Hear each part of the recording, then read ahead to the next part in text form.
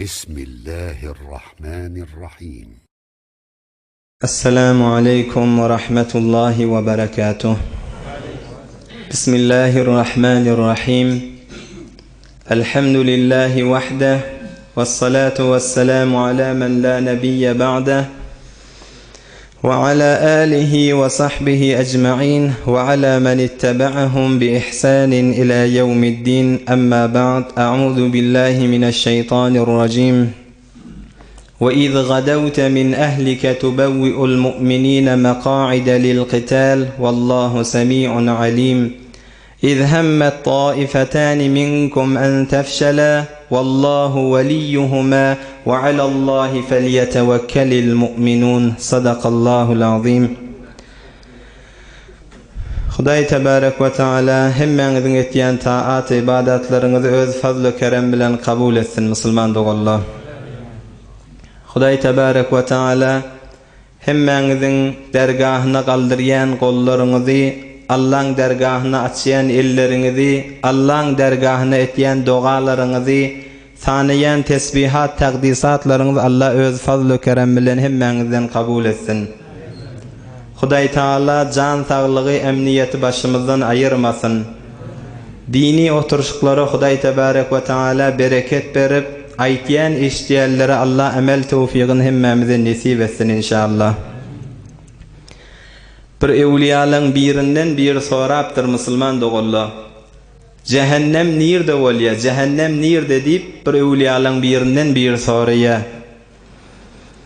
Ola aýdypdyr, Hudaýyň rahmetiniň ýok ýeri, Allah'ın gahary bolýan ýerle, Allah'ın muhabbetiniň siňmedik ýerleri ýeriň ýüzüniň cehennemdir diýipdir. Ohamanda cennet nirde bolýar diýipdir. Ol evliya aýdypdyr, nirde Hudaýyň rezaýaty bolsa, nirde Allah'ın muhabbeti bolsa, nirde Allah'ın ışqy bolsa, ýeriň ýüzüniň cennetidir şo diýipdir. Hudaý tebarek we taala ey musulman dogallar, ýeriň ýüzüniň cennetidir. Din eşdeýli, Peygamberimiz aleyhissalatu vesselam'yň sözüni eşdeýli, halaldan haramdan eşdeýli. Hiç bir nefer yamanlamak hedef yok, hiç bir fergany vurmak hedef yok. Sadece oturup Allah'ını fakat dinini eşdeýlik gelipdir. Ýeriň ýüzüniň cennetidir. Hudaý tebarek we taala ýeriň cennetini hemmemiz üýşmek nesip edipdir. Şu cemaatleri eçerlemiz bilen bile inşallah ahiret cennetinde de hemmemiz üýşürsin Allah. Mahtumul işan nagat awadan aýtýan musulman dogallar. 100 ýaşa ýetirmän alarlar janyň, 100 ýaşa ýetirmän alarlar janyň, uzadyp goýarlar, biçerler donyň. Mahtum ola hemra bolsun imanyň, jan jesetden aýra düşen güllerim. 100 ýaşa ýetirmän adamyň janyny alynjak, emma olakon zat Hudaý taalaga bir nimune bende bolup gitmek musulman dogallar. Bir adam biriniň şagirdi bolup ýören bolsa, ol eýesi aýsamyň elini işleýäne, sen meň şagirtlimiň içinde nimunedirsiň diýse, başgalyň ýanyna bir galkynar. Şol hislet adam bir begenýe. Bir ene ýa bir ata öz oğuluna aýtsa, oğullamyň içinde sen nimunedirsiň, sen tekdirsiň diýse, adam begenýändir. Bir karmen bir edarada işleýän bolsa, karmen de nimune diýip at berilse, adam begenýändir. Sen men körekellemiň içinde sen nimunedirsiň diýse, adam begener. Gelinlemiň içinde sana ýetjek gelin ýok, sen beter gaw diýse, hoş bolar adam. Rasulullah aleyhissalatu vesselam ummatymyň içinde sen nimunedirsiň, sen tekdirsiň diýse näzire bolar? Hudaý taala bendelemiň içinde, kullamyň içinde sen nimunedirsiň, sen tekdirsiň, men senden razydyryň diýse näzire bolar musulman dogallar. Allah hemmemizi Hudaýa has nimune hakkaten çyn bende bolmak Allah hemmemize nesip etsin inşallah. Bir evliyalyň birine ýaşy ul bolşupdyr. Bir yaramaýan ýagdaýa baran wagtynda dehret kılması kıyın, namaz kalıp okuması kıyın, yürüymesi kıyın, dehret sıncası kıyın bolan halet demiştik da bir yaşlı olukon bir evliya yaşlı oluşan vaktinde Yanındaki muritlerinin biri aýdypdyr. Seninni bir umrun biz sen tanıyas ibadette geçirdin. Sen Hudaýa bende bolup geçirdin. Sen kimin goýan nädirsiň? Inni sen eziyet kän çekinýäň, dehresinjan gyn. Oturanda galyp bileňa, galangda oturup bileňa, bir az ibadetleňi inni azajyk bir ýeňlitseň näjere bolar diýipdir. Jawaby näme musulman dogolla? Çapyljak at diýipdir. Çapmadan öňünçe onu nagat innamyn gyzdyryp ýörtdirýärli diýipdir. Inni meýdana girip çapjak wagtynda at ýatsa gelişermi diýipdir. Innamy gyzyp amada bolup durmaly diýipdir. Mene şumada çellim 70-80 ýaşan bolsam bir çapjak at ýaly bolaqydan innamym gyzdyryp gezdim şumada çellim diýipdir. İşte ruhum janymdan çykyp ýanky Mahtumul İşanyň aýtýany jan jesetden aýra düşen güllerim diýmem. Men de ruhum janym jesedimden çykan wagtynda Hudaýa garşy çapan wagtynda başga ewliýalardan galmaýyn diýipdir. O çapmaly, o ýaşmaly wagtyny diýipdir. Hiç çapyljagat ewünçe çapmaka yatmaya, durmaya, ennamyn gyzdyryp durýa, bize de yatmak gelişmer, inni çapmaly wagt golaýlak gelýär diýipdir. Görüň bulan forsatlarynyň gadyryny bilşil musulman dogolla. Emma inni biziň gürrüňimize gerek görüň. Hazreti Sa'd ibn Abi Waqqas radıyallahu anh'ın 3 jelesi, 3-nji jelesi mübarek gürrüňleri. Şaýdyljak gürrüňi hemmeňiz zihniňizde bolsun. Gürrüňiň ortasynda gerek bolýar musulman dogolla. İnsanyň bir hisleti wa o näme? Dünýäni gawwurýar. Maly dünýäni her bir adam gawwurýar. Hudaý Taala Qur'an-ı Kerimde aýtýar: "İnnehu li hubbil hayri la şedid." İnsan dünýäge muhabbeti gawwurşy beter gaty. Bi mennetinde de her bir insanda ba Hudaý Taala Qur'an-ı Kerimde aýtdy musulman dogolla. Emma şu gawwurmeklik dünýäni seni Hudaý we Peýgambeриň buýrugynyň içinde bolsa gawy, emma sen Hudaý Peýgambeриň buýrugynyň daşynda bolsa adamyň hem dinine hem dünýesine zerer bolýar. Görüň insan nagat muhabbeti balygyny ulamalarning biri aýtýar. Gıybeti özümden ayıracak bolup temrin ettim diye. Ey musulman dogolla, olu gıybeti yatan adamla deha.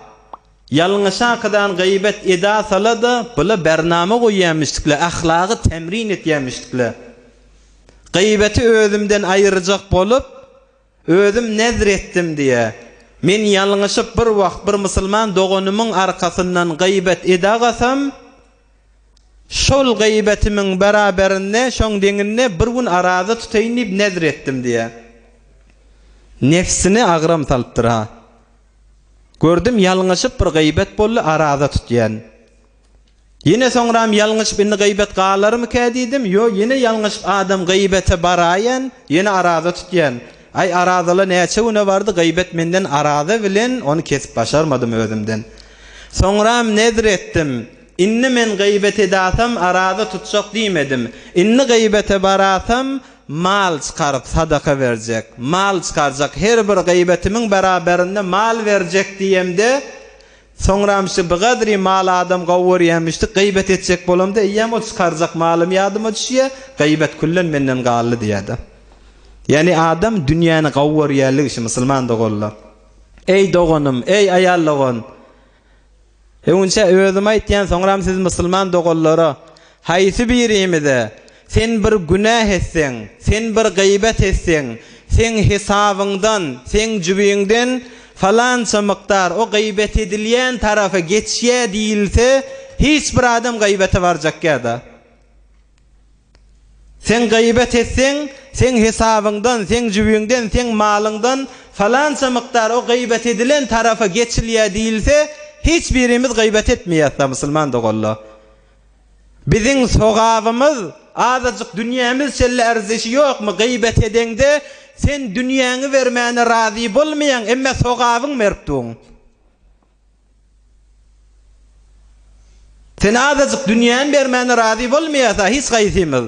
Emma sen her bir gıybet edende sen sogabyň aýyrypdyňa, sen sogabyň merpdiňa. Pes insanyň hisleti musulman dogolla dünýäni gawwurmeklik. Emma şu dünýäni gawwurmeklik Yen aytyan bir gurrun işte ortada gerek. Hudaý peýgamberin buyrugunda bolmasa ol adamyň öz zererine tamam bolýar. Hudaýyň buyrugy diýilende musulman dogalla Hudaýyň lutfydyr ha. Allah bize buyurupdyr diýakadan özümize bir buyruk bilmeýliň. Hudaý bize 5 wagt namazy buyurupdyr diýmeýliň. Allah lutf edipdir. Nagat biziň lutfly, nagat merhametli, nagat mehriban eýemiz we yer göň eýesi bolup duran Allah 5 wagtda öz huzuruna biz çagyrypdy, lutf edip bizi getiripdi o gapsyna. Namaz Hudaýyň buyrugy diýip düşünmeýliň. Hudaýyň lutfy o musulman dogalla. 5 wagtda Allah nämet diýe öz lutfuny, öz merhameti bilen bizi öz gapsyna çagyrypdy o musulman dogalla. Oň üstüne Hudaýyň lutfuny, merhametini görseň, Allahyň buyrugy biziň hiç bir zererimize däli ha. Şizre mehriban, şizre bir lutfly eýemiz wa ha ey jemaatla. Adam bir mahbub terin şahsy. Mahbub terin şahs kim adama misal bolýar? Inki hamragy kim? Adamy enen ataň da. Bir eneňe sen bi hormati et ki etmersiň ýöne misallan aýtýar. Adam bir ýalňyşyp bir enesine bi hormati edasyň. Inki mehriban terin, hamrak terin şahs adamy enesi. Sen edeni işin enen bagyşlar. Emma 50 ýyl üstünden geçse de şo taada sen maňa edeni işin madyr diýip ýadyndan çykarmar. Mehriban terin sen enen da. Emma görüň Allahyň lutfuny, Allahyň merhametini gözleň musulman dogalla. Bir adam 50 ýyl, 60 ýyl, 70 ýyl, 80 ýyl ahyry ömrüne çellim. Hudaýyň taatynyň buyrugynyň daşyna geçiren bolsa, bir gezek nafermanide, iki gezekde, bir ýylla, 2 ýylla, 50 ýyllap Hudaýyň buyrugundan daşarda geçiren bolsun. Soňra bir wagt tövbe dakydan jan Allah men ýalňyşdym, men bagyşla diýse, Hudaý Taala on bagyşlaýarlyga dursun. Fa ulaika yubaddilullahu sayyiatihim hasanat. Doğru Kur'an-ı Kerim'de. Hudaý sen 50 ýyl Hudaýyň taatynyň buyrugundan daşarda gezdirdiň ha. 50 ýyl soňra sen tövbe etseň Allah sen günäň bagyşlaýa, ýatdan çykarýarlyga dursun. Kullen geçýä, oň üstüne sen 50 ýylläki eden günäliň sogaby tebdil etýär. Fa ulaika yubaddilullahu sayyiatihim hasanat. Sen näme günä eden bolsaň Allahyň lutfuny we günäliň geçýäne dursun. Şo günäliň hemmesini Allah näme sogaby döndürip goýberýär musulman dogan. Oham Allahyň buyrugy diýmeýliň, bu Allahyň lutfy bize. Allahyň buyrugynyň içinde gezmek öz dünýä ahyr gönenmekligimiz musulman doganlar. Hazreti Ali radıyallahu anha bir kıyamata inanmayan adamlar bir aýdypdyr da. Ey Ali, kıyamet badiýäňiz diýipdir. Siziň öz etigadyňyz hesap ba, haşr ba, kıyamet ba, adamly ölenden soňra dirilmeli diýäňiz. Biz keyf etýäs, halan zadymyz iýäs diýipdir. Halan zadymyz içýäs diýipdir. Halan jyra hoşlarymyz geçirýäs, her denanalar bilen diýipdir. Biz keyf etýäs, hoşy biz görýäs diýipdir. Sen hem kıyamet badiýäň, birden kıyamet bolmasa, siz hemme zatdan gallyňyz kim diýipdir. Hazreti Ali aýdypdyr. Biz nämeden galýas diýipdir. Sen iýýän zatlaryň bizde behterin zatlary iýýäs, emma halalyň içinde diýipdir. Siziň içýän zatlaryňyzdan gawy zatlary içýäs, hemmesi halalyň içinde diýipdir. Siz zinanalar bilen bolsaňyz bizde halal izdivac etýäs diýipdir. Gel diýeli saňa görä bolaqdan kıyamet ýok diýsek de näme armanyna gallyk diýipdir. Iýmekden, içmekden, zinanalardan hemmesi halalyn bizde bakim onda diýipdir. Näme armanyna gallyk diýipdir. Emma inni gel biziň diýänimize görä bolaqdan kıyamet bolan wagtynda sen näme etjek diýipdir. Biziň diýänimize görä bolaqdan kıyamet bolanna bize armanyna galmadyk diýipdir. Sen näme etjek şonda diýipdir. Hudaý tebarek we taala pes musulman dogolla dinimiziň buýruklary insanyň öz saadetinden silinmişdik. Indi bu gurrunly hemmemiziň zehnimizde bolsun. Mal Hudaý taala hislet insanyň hisletinde ba maly gawurmeklik. Emma Hudaý peýgamberiň buýrugundan daşarda bolsa görüň nagat zererli bolýanmışdyk. Hazreti Sa'd ibn Abi Waqqas radıyallahu anh'un gurrunun idaması. Geçen jeletede öz ballati Hazreti Umeyr ibn Abi Waqqas 16 yaşındaki doğanını Bedir jenginde şahadet derecesini görüp öz eli bilen jayladı. Onu kucaklap başı ucuna göz yaş edip ağlap öz doğanjygyny şahadet derece yetenini gören Hazreti Sa'd ibn Abi Waqqas yine bir doğanmamıştık. O bir doğanı Müslüman doğanlı.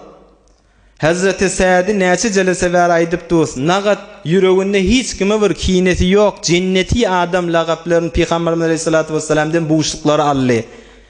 Emme bir doğanı bir iş etye, ming edeni işi yer göň özüne sygdyryp başarmandyr. O bir doğan Allah yoluny 16 yaşında şahadet derece yetye. Emme bir doğanı bir iş edipdir yer göňe sygmandyr musulman dogallar. Yer göň muny özüne sygdyryp başarmandyr. Hatta Peygamberimiz Aleyhissalatu vesselam aýtdy: "İştedde gazabullahi ala kavmin fa'alu bi nebiyyi." Şili eden kavmi Hudaýyň gahary güýçlerini dipdir Peygamberimiz Aleyhissalatu vesselam. Subhanallah, näme iş etdik ämiň dogan yer göňe sygylmandyr. Allah'ın gahary muňa güýçlenipdir. Bir dogan näme etdik musulman dogallar. Hazreti Sa'd şo yumşaklygy bilen, şo mehribanlygy bilen Hazreti Sa'dyň aýdan zadyny wezen "Wallahi ma harastu ala qatli rajulin qattu ka hirsi harastu ala qatli Utbah ibn Abi Waqqas." Wallahi wa dipdi, bir adam öldürmäni örjide etdim, şu öz doganym öldürmeden örji bolşum ýaly. Ýani öz doganym öldürmäni bu gadry örji etdim, hiç bir adam öldüreýin diýip sözüre ýüregimde ýokdy diýdi. Bir doğan bir iş etye yer göğüne sıgar yalde ha musulman doğallar. Bedir jenginden kafirli şekest deyip ýerine öwürlen wagtynda Qurayşyň oloqollary Ebu Cehl ýalla Bedirde helak bolýarlar, oň oglallary başga galan oloqon eşrafy Qurayşle özleri bir biýawreýligi özlerini agyr bilipdirler. On oğulları Ebu Cehl'in oğlu her gaýsy bir atasyny, doganyny, oğulny ellenmeren adamla hemmesi üşýärli bir bolmady. Biz musulmanlardan şeýle bir biýawrey halatda bolakadan Mekke öwürlik gaýtdyk. Biz teýýarlanmaly ýene bir jeňe diýerler. Bir jeňini Uhud jeň boljak musulman dogallar. Uhud jeňde olarlar kän eşdenlersiňiz beter musulmanlara gyn ýagdaýlar bolýar. Hatta Hazreti Hamza radıyallahu anh şahadet derece yetýär. Peygamberimiz Aleyhissalatu vesselam eşdiýä Qurayş hemmesi üýşä kadany Resulullah Aleyhissalatu vesselam'a Medine garşyn gelýärler. Muny eşden wagtynda Peygamberimiz Aleyhissalatu vesselam mübarek sahabalaryna geňeşipdir, meşweretleşipdir. Qurayşyň kafirleri 3000 nefer bolakadany bize garşyn gelýärler. Näme maslahat, aýa Medine'de durup difa edeýliňmi, ýa Medine'den daşaryk çykaýlyňmy diýip. Peygamberimiz Aleyhissalatu vesselam'ın da öz yüreğindeki Medine'de kalıp defa etmekmiştik musulman dogallar. Emme Bedir jenginde şahadeti hüvat etyen hemişi sahabalan gurrunu näme şahadeteyni toyu var yani ýaly. Şahadeti örji bolan sahabala ya Resulullah biz eger kalsak Medine'de dursak kafirler bize korkyan mükadiyer, bize zayıf mükadiyerler. Biz kalmaylı gideýilýärler jenge garşyn. On Peygamberimiz Aleyhissalatu vesselam Abdullah ibn Ubey diýip bir munafyklaň başı var. O da aýdypdyr, "Ýok, biz çykmaýly, Medine'de galaýlyp." Munafyk da o da Resulullah Aleyhissalama bir kefayet ýa sahabalada çykaýly. Peygamberimiz Aleyhissalatu vesselam de sahabalaň diýenine eda kadany çykmaly bolýar. Soňram ol mübarek sahabalaň öýleri aýdypdyrlar, Resulullah Aleyhissalamyň yüreginde Medine'de galmak batdy. Biz bi edebi etdik Peygamberimiz Aleyhissalatu vesselam'a çykaýlydyk. Ve lem yekun lana zalik. Bize bir gelişmeýe, biziň haddimizde dätdi Peygamberimiz Aleyhissalatu vesselam'a bizre bi hormeti etmek. Resulullah Aleyhissalatu vesselam mübarek öýünden jeň libasyny giyip çykan wagtynda sahabalar aýdypdyrlar, "Ya Resulullah, biz bi hormeti etdik sana. Sen Medine'de galma yüreğinde battı biz çıkaylıydık. Biz biyedebi etdik ya Resulullah özüň näme maslahat bilseň diýerler. Peygamberimiz aleyhissalatu vesselam da aýdypdyr. Hiç bir peýgambere gelişmer jeň lebasyny giyenden soňram onu çykaryp jeňden galmaklyk. Hudaýa tewekkül edip uğrar diýär Resulullah aleyhissalatu vesselam. Ohum Peygamberimiz aleyhissalatu vesselam mübarek sahabalary bilen daň wagtynda gürrüň başlamyzda okuýdyk. Wa iz gadawta min ahlika tubawwi'ul mu'minina maqa'ida lil qital. Wallahu sami'un alim. Seher wagtynda daň wagtynda 1000 nefer walaqadany Uhud jeňine garşyn Mekkä kafirlarynyň öwüne jeňe dip çykýar Resulullah aleyhissalatu vesselam. Emme gürrüň ştada Hudaý adam bir namarda türkmen kän doga etýändir. Namarda muhtaç bolma. Namarda adam muhtaç etmesin Allah. Peygamberimiz aleyhissalatu vesselam Medine'den çıkıp jeňe garşyn barya dogur Uhud bilen Medine'ň ortasyna şowt diýen ýere ýeten wagtynda o Abdullah ibn Ubay wagt Medine'de galyýan munafyk bu taýda iýençkin öz namartlygyny kökedýär. Dogur ýoluň orta arasyna ýeten wagtynda ata'hum wa asani bi Muhammedin denişi bolmady kim diye aleyhissalatu vesselam. Bir ýanyky bir ýaş oglullaryň kefine gulak asdy, biziň kefimize gulak asmady diye. Ozal Medine dedene aqa. Ýola barýaka şu musulmanlaryň ýüreklerine bir bidereklik getirjek bolýar. Munafyk da niýeti biderek. Ata'hum wa asani olardan Muhammed itaat etdi. Men diýenim etmedi diye. Ma nadri ala ma naqtulu anfusana. Biz näme diýip özümizi öldürmäne barýas? Biz näme diýip ölmeliýe? İzimize uğurlayın liyakadany özü bilen 300 nefer izine uğurya. Özü bilen 300 nefer görün musulman dogolla teleka adamın etýän işini. Alama naqtulu anfusana. Näme diýip biz özümizi öldürmeliýe? Biziň diýenimiz gulak asmady. 3000 nefer nirde? 1000 nefer nirde diýe. Şeýtdirip 300 nefer özü bilen uğurya. Mahtumul işan nagat gawaýt diýen musulman dogolla. Allah hiç biriňiz bir namarda hiç wagtda zar etmesin. Mahtumul ger doýursaň bir aji. Mahtumul ger doýursaň bir aji, mälimdir tafarsyň bewurde haji. Bir az adam doýursaň sen bir bewrüňde hajydyr diýipdir. Mahtumul ger doýursaň bir aji, mälimdir tafarsyň bewurde haji. Nagah mertlik etse adam bi wejhi Nagah mertlik etse adam bi wejhi her mecliste 100 yola dile getirmiş. Bir namarda adam bir wagtda saňa bir mertlik edasa, oň hesleti şi, soňra her jemde 100 göze gaýdar şon diýipdir. Birine bir gawlyk edasa, bir biýawre adam, bir namarda adam birine bir gawlyk edasa, on her gören ýerinde aýtsakda. Bir wagt bir adamlaň biri ýagynyň eteginde galypdyr. Aham maňa bir çetir tutup berdir şeýtdir akadany. Eline berdir, ezilip durmady akadan. Aham bir namarda ýüzüň düşteşi diýeni ha. Çetiri berýär, ol adam da ezilmeýär. Indi bir ýagşylyk etdi, bir gürrüň goýmandyr. Mahtumul işanyň aýtýanyna, nagah mertlik etse adam bi wejhi her mecliste 100 ýol dile getirmiş. Her oturanda 100 göze gagdýar da şonu. Aham ol soňra ol adam gören wagtynda o ýagyn ýagyp tuqa diýen bolmaly o çetirsen kän hayır ýetendir ha, sen derdiňe degendir ha. O da urlaqadan ha Allah razy bolsun diýen bolmaly. Soňra meni bir görýän bolmaly o ýagyn ýagyp tuqa o çetir saňa kän işiňe degendir ha diýen bolmaly. O pakirda o Allah razy bolsun diýen bolmaly. Ýene görýän bolmaly ol ýagyna diýen bolmaly. Ha o Allah razy bolsun. Bir gün ýene ýankyny agdajak bolupdyr ol ýagyna diýenne bir howuzduran bolmaly, ýanka adam howuzy özüni oklakadan çümüp bulanyp daşary çykypdyr. Al bollumy diýipdir. Şo ýagynyň eteginde galsam da şundan metere ediljek getdim diýipdir. Biýawre ýetdiň de bir hayır yetirakadan diýip oňa şeýle jababyn berýär musulman dogolla. Abdullah ibn Ubay o munafyk da ýoluň orta arasynda Peygamberimiz aleyhissalatu vesselam şeýle namerdi etýär. 300 nefer özü bilen ýyzyna öwürýär. Peygamberimiz aleyhissalatu vesselam de 700 nefer bilen 3000 neferiň öwüne gitýär, Uhud dağa ýetýärler musulman dogolla.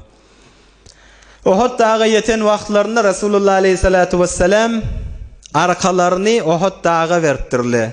Düşmani yüzlerinin önüne koyakadani dağın defesine de bir 50 tane ok atyan sahabaları buyuruptur. Şol dağın defesine ok atıp izimizden ardımızdan gelmesinle. Şo taada ok attan durun. Resulullah aleyhisselam buyuruptur. Görün cemaat, Peygamberimizin buyruğundan çıkma nagat adama zerere tamam bolýar. Resulullah aleyhisselam olara buyuruptur. Bizin arkamızdan gelamasılla dağdan düşmen. İn kânet lena ev aleyna. Ceng bizim nefimize bolsa da bizim zererimize bolsa da düşmen şu dağdan neptir. Ceng biz kazansak da bizim nefimize bolsa da bizim zererimize bolsa da hemmemiz şehit düşsek de dağdan düşmen diptir. Emme ceng başlaya bir şiddet tapya Resulullah aleyhissalatu vesselam kafirle gelýän wagtynda ok bilen öňçe mugabele etdi. Şol şiddetin içinde kafirlaryň bayraklary yere düşýär.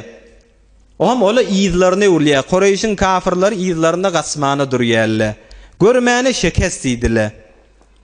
Emma şu wagtda musulmanlar bilafasla Resulullah aleyhissalatu vesselamyň buyrugyny terk edip mala gyzýarlar, ganimet maly ýüşürmäne durýarlar. Jengden kafirler gaçyp barýar, olan galan mallaryny, ganimet mallary almany, musulmanlar silahlaryny ep berýärler, mal almany, ganimetin izine düşýärler.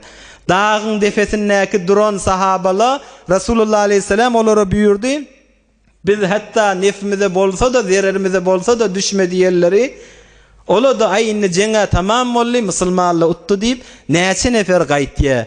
Bir näçe nefer aýdypdyr, ey Resulullah aleyhisselam buyurdy, beýtmäň, gitmäň diýe. Yo jeng tamam bol, görmeýärmi kafirler gaçyp barýar diýe akadan dağ boşatýarlar. Şo wagtda Hazreti Halid ibn Walid radıyallahu anh musulman bolmadyk wagty musulman dogolla. Görýär dağın defesinden musulmanlar boşady. Eýem näçe at bolaqydan o tarapdan aýlanyp ýyzlaryndan gelýärler. Dağın defesindäki näçe tane ok atýarlary şehit etýärler. O musulmanlary arkadan kafirler gelýär. Soňra öwden kafirler ýene görýär arkadan musulmanlar gawalypdy. Ola da bärliğini gaýtýarlar. Ol mal ýygnap duran, ganimet ýygnap duran silahlaryny ep beren musulmanlar näme etjeklerini bilmändirler. Her tarapdan kafirler gelýär. Nagat nefer gaçypdyr jeng meýdanyndan. Resulullah aleyhissalatu vesselam galýa bir 10 nefer bilen. Hazreti Ebu Bekr Siddiq, Hazreti Ömer Faruk, Hazreti Ali, Hazreti Talha ibn Ubeydullah we bir tane 10 näme bir tagriban 10 nefer walaqadan sahabalar galýa. Şo qiyinçylyk ýagdaýda musulman dogolla. Görün Peygamberimiz aleyhissalatu vesselamyň buyrugundan çykyryp indi nämele başlaryna gelýär. Resulullah aleyhissalatu vesselam musulmanlar bilen bigadri horlanýar. Her tarapdan kafirler hüjum etýärler, ok bartyn atýarlar.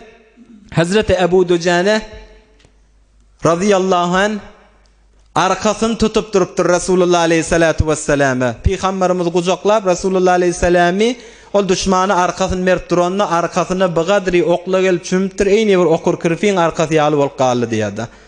Resulullah aleyhissalatu vesselam'a degirjekkä bolup. Hazreti Talha ibn Ubeydullah diýen sahaba Resulullah aleyhissalam'ı özüni seper edip ennamyna 73 tane ok barmışdykda. 73 tane ok Hazreti Talha ibn Ubeydullah'ın arkasındamışdyk. Hazreti Ebu Bekr Siddiq radıyallahu anh näme diýär? Uhud jeng diýilenne, Uhud jeng fagat Talha'nky diýmişdikda. Son Resulullah aleyhisselam'dan defa etjek bolup 73 tane ok ennamyna çümdi diýmişdik. Görün Peygamberimiz aleyhissalatu vesselam'ın buyrugundan çykmaklyk nagat musulmanlaryň zererine bolýar. Musulmanlaryň zererine Resulullah aleyhissalatu vesselam'ın başına gelenler görün musulman dogolla. Şo wagtda inni gurrüňimiziň içindäki Hazreti Sa'd ibn Abi Waqqas o katmada evvelin tir atan sahaba İslam ýoluna diýdik. Hazreti Sa'd aýtdy, Resulullah aleyhissalatu vesselam'ı gördüm. Maňa o katýanym gören wagtynda gaçyp barýan musulmanlara aýtýardy. Okuňyz bärik beriň diýip, men elime Resulullah aleyhissalam bu gadry oklar berýär, men atyp ýetişdim, Resulullah aleyhissalam maňa berip ýetişýär. Şo wagtda ol 2-3 gelese ber aýdyp ýöz. At enem atam saňa feda bolsun ey Sa'd diýen ýeriştaýy. Şu darçılık wagtynda Hazreti Sa'd her uryan bir kafir ýatyrýarmyşdyk da. Her uranny bir kafir ýatyrýarmyşdyk. Resulullah aleyhisselam'yň şeýle bir her uranny bir kafir ýatyryp duranyny gören wagtynda irmi fedaka abi we ummi atay Sa'd enem atam sana feda bolsun. At okun diýakadan Hazreti Sa'dyň atjak oklaryny Resulullah aleyhissalatu vesselam eline berýärmişdik. Görüň musulman dogully Peygamberimiz aleyhissalatu vesselam'a ey cemaat, ey musulman dogully bir almal dersimiz şu ýagdaýda Hazreti Sa'dyň ýerine bolsa her bersiňiz Resulullah aleyhissalamdan defa edersiňiz. Hazreti Talhaň ýerine bolsa kän ýaş oglanlar bar. Resulullah aleyhissalama muhabbeti bar we Resulullah aleyhissalamdan defa etjek. Peygamberimiz aleyhissalatu vesselam aýtdy: "Min eşeddi ummeti li hubban nasun yekununa ba'di yawaddu ahaduhum law ra'ani bi ahlihi we mali." Men ummatymda menden soňram geljekler bardyr. Maňa muhabbetleri bu gadr ekendir diýipdir Resulullah aleyhissalam. Maňa muhabbetler bu gadr ekendir. Men ummatymda menden soňram geljekler bardyr. Bu gadr muhabbetler maňa ken meni birçe lahza kaşki Resulullah aleyhissalam bir görsek tamamı malım içeriğimi feda etjek diýen adamlar men ummatymda bolar diýipdir. Şozure muhabbetille bar Resulullah aleyhissalam'a şu ýagdaýda bolsaň sen ne oku atarsyň. Gelýän okun öwünde Resulullah aleyhissalam'yň öwünde durarsyň. Onu başarmadyňmy? Ulamalar näme diýe? Resulullah aleyhissalatu vesselam'yň dinini, Peygamberimiziň sünnetini şu zamanada ummata yetişdirmek bir halaldan, haramdan, şike Peygamberimiziň sözleri diýakadan ummata yetişdirmek eyni Hazreti Sa'dyň atýan kafirlary okuýal saňa sogaba diýe.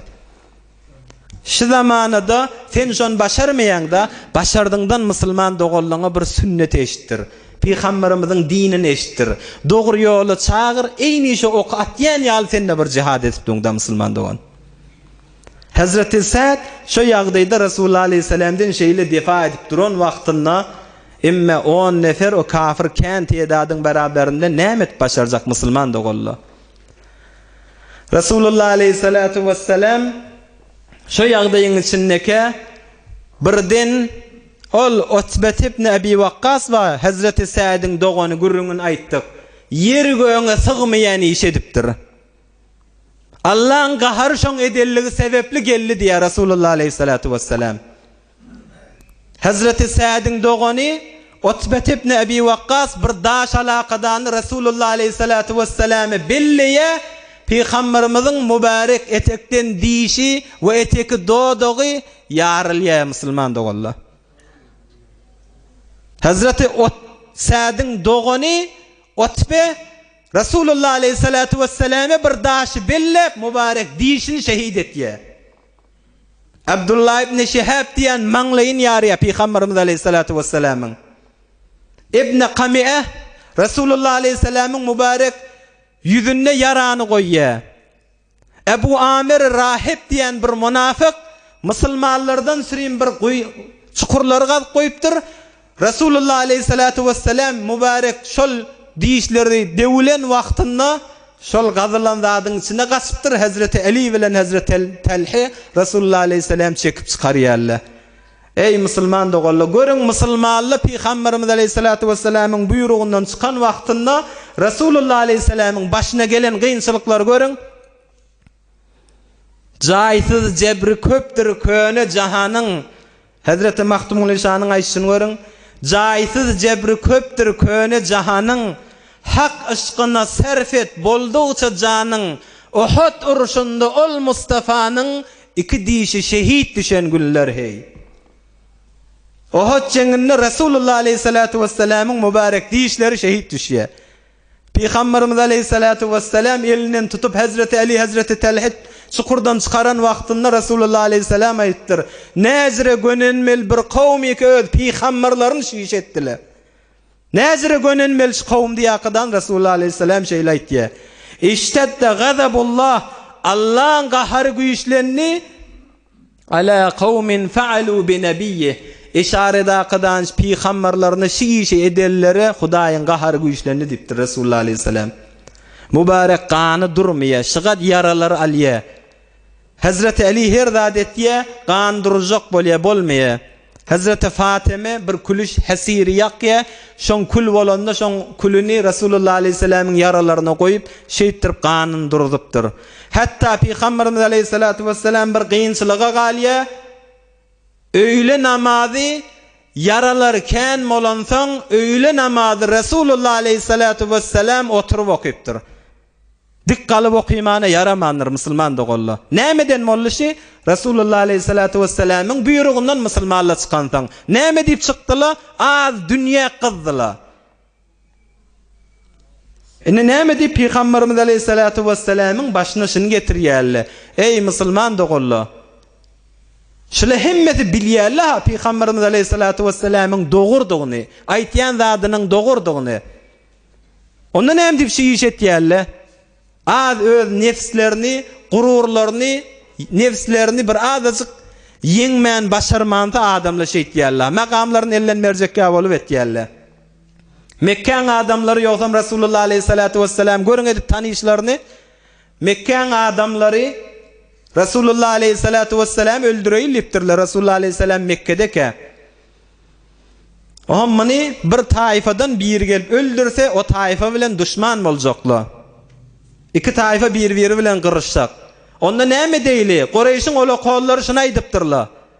Etmeli işimiz belli. Her tayfadan bir däne batyr oglan tafaýliň, her tayfadan 3 rakadany şu Muhammedi öldüreýliň diýipdir aleyhissalatu vesselam. Ohm şeýsek bir her tayfa bilen mugabele edip başarmar Muhammediň tayfasy, ohm şeýlelik bilen tamam bolar gider diýipdirler aleyhissalatu vesselam. Diýerlerini etýärler, her taýfadan bir batyr bolýan adam ýüşürýärler. Oha mola etýärler, bize näme berjek? Onu billa altyn ýüşürýärler, gyzyl ýüşürýärler. Her taýfadan ýüşüripdirler, nagat gyzyl bolupdyr. Siz eger Muhammedi öldürseňiz aleyhissalatu vesselam, siziň kireýiňiz, siziň aljakdadyňyz şoň beraberinde şu gyzylla diýakadany nagat dünýäni ewlerine dökýärler. Inni görüň ştada. Olan et Resulullah aleyhisselam tanışlarını görün musulman dogolla. Bu kızılları, bu üyüşen altılları kim saklamalı inni? Ebu Cehil çıkıptır, men özüm saklayın. Yok, sana ananmayız. Yeni bir çıkya, men özüm saklayın. Yok, sana da ananmayız. Yeni bir çıkya, men saklayın. Sana da bolmayı. Onu bu kızılları kim saklamalı? Yine şu öldürecek adamımız var ha Muhammed. Şondan anırda anamlı adam yok, şonu özüne koyuyorlar da. Görün ey musulman dogolla. Yine şu öldürecek adamımız var. Şondan anırda anamlı adam yok. Yine şonu özüne koyuyorlar diyorlar. Şu kadri bilýärler Resulullah aleyhisselam'ı. Ondan näme dip yine düşman bolup ýörler. Nefslerini bir az gururlaryny etek gasyrjakka bolýarlar musulman dogolla. Şu zamanada da baha. Ay namaz, Hudaý men namazyma ihtiýagy yok. Ya Hudaý men aradamy ihtiýagy yok. Men namaz okuyjakka, arada tutjakka adamyň ýüregi pak bolsa bolýar, ýüreg arasa bolsa bolýar. Hudaý ki biziň namazymyza ihtiýagy yok. Qur'andan habary yok, fıkdan habary yok, hadisten habary yok. Ey musulman dogon, doğru Kur'an-ı Kerim'den aýdyn. Şol adamla fakat bir azıcık nefslerine ağır gelýär, ýykylmaklyk, şondan sürem şu kefaýet ýerlide. Eýni şo wagtda Peygamberimiz bilip dolla dogurdugyny. Şu zamanada da Resulullah aleyhisselam'ın dine teslim bolmaly, Hudaýyň ganunyna teslim bolmalygyny bilip dursa, ýöne biraz nefsimize ağır gelýär, ay namaz okuyjakka Hudaý men namazyma ihtiýagy yok. Nefsiniň aýtdyrýan, şeytanyň aýtdyrýan zatda. Cehennemin içinde, cehennemilerden sorulacak. Ma selekekum fi sakar. Ey cehennemde yanıp durallar. Näme zat sebep boldy siz cehenneme geldiňiz? Qalu lem nekum minel musallin. Biz namaz okuýarlardan bolmadyk, namaz okuýmadyk diýjekler. Hasan näzir aýtmaly? Biraz nefsine ağır gelýär. Bilip dura her kim hemmemiz bilýär musulman dogon. Ey bu aýtýan zadyň, ey musulman dogon şu gurrunla Hasan maňa ötmeli, Hasan bize ötmeli, Hasan adam şunu eşitmeli. Kän adamla ba, ay namaz Hudaý biziň namazymyza, arazamyza ihtiýagy yok. Hasan şu biziň kulagymyza gelmeli. Şuma da aýdylmasaň, şuma da eşitilmeseň adam gara ýerine tegine girende, gabrynyň başy uzunda durakadan aýtmalym sen namaz okuýmaly.